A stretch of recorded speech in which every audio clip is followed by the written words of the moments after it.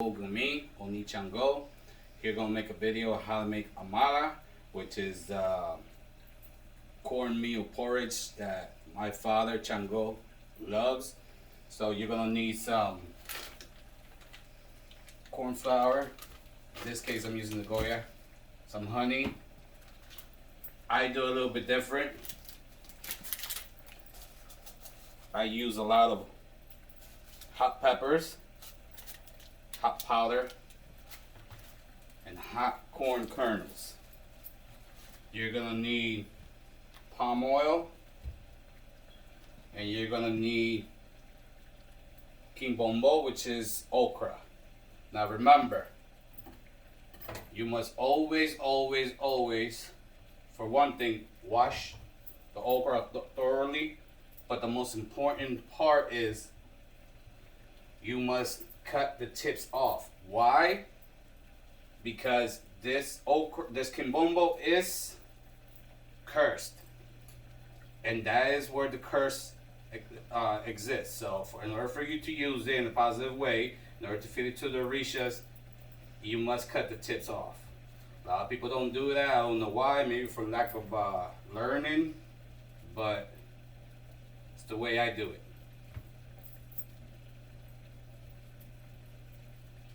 So I'm gonna leave 6 whole okras intact and chop the rest of them up and throw them in the mixture as the porridge is cooking. I mean, you don't have to do them all fancy, just cut them in circles, and that's more than enough.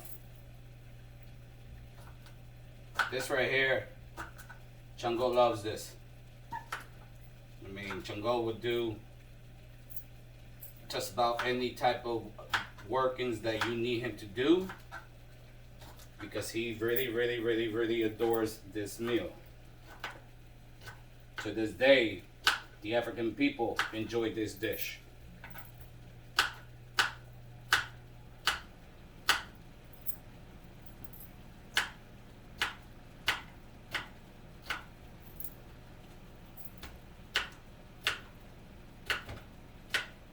I do this out of kindness of my heart to show my orishas how much I adore him, love him. I don't necessarily have to be working with him in order to give him this treat. I do this quite often, as a matter of fact.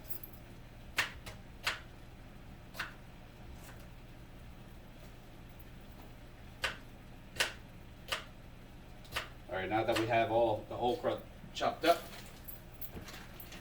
let's throw our maize.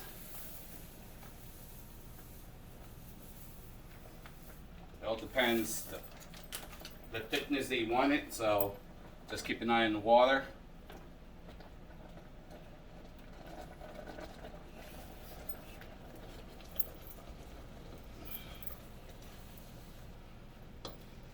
Add some water if you need to. Also, a lot of people tend to put salt in this. I tend to stay away from adding salt to any dish for any orisha.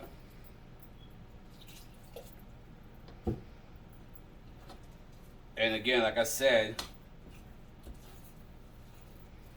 I do my Amala a little bit different. A lot of people don't tend to throw these peppers in there, or the powder, or the spicy corn. But so far it has worked. I mean, when I do it for Chango, he really does enjoy it.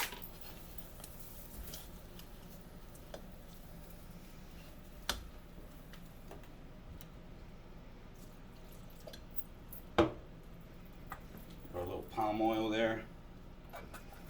I mean, it smells wonderful.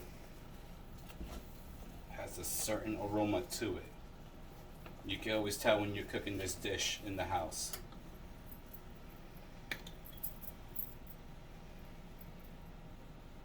This right here is 100% raw honey, not store-bought. I'll get this from a guy from work.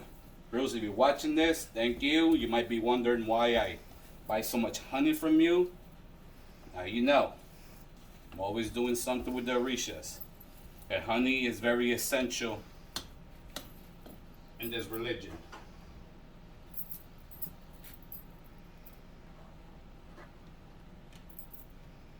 Now usually I tend to roast the okra up with palm oil, but since I'm running a little late, it's late, I'm trying to do this video as fast as I can. It still does the same purpose. Put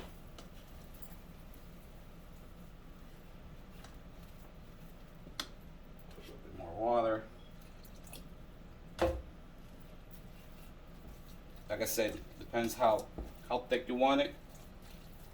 Just keep an eye on that. Keep on adding water till you get it to where it's up to your liking.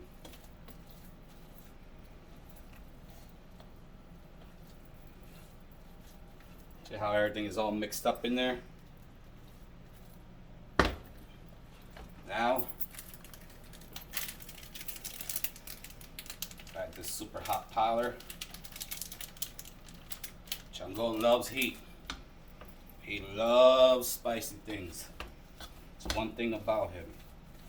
So I tend to please every orisha with their own dish. It's very important that if you're in the religion, you do your little homework.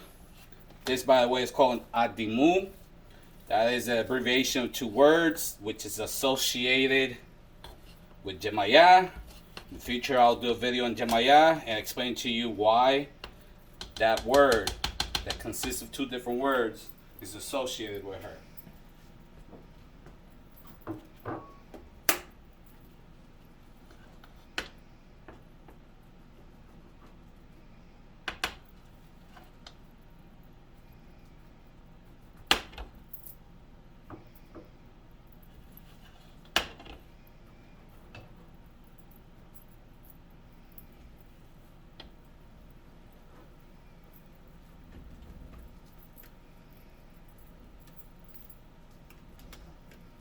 Now, let's not forget the 6 whole pieces of okra. Like I said, like I explained before, you must cut the tips off, the tip and the bottom off. That's where the curse is at.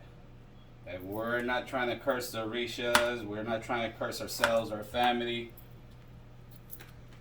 So it's very important you cut the tips off.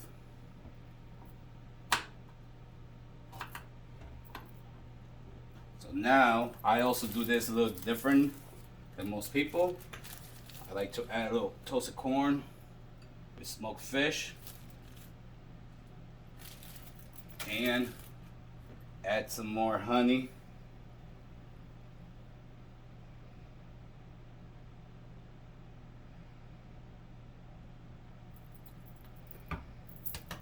And palm oil.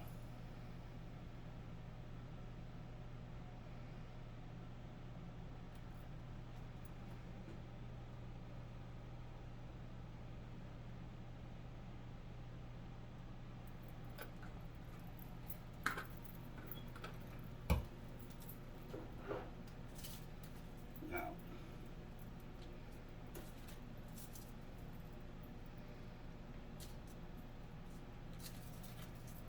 garnish it with the 6 peppers I left. And right there is Amala. Until next time, may Chango bless you and yours. Ache, ache, oh.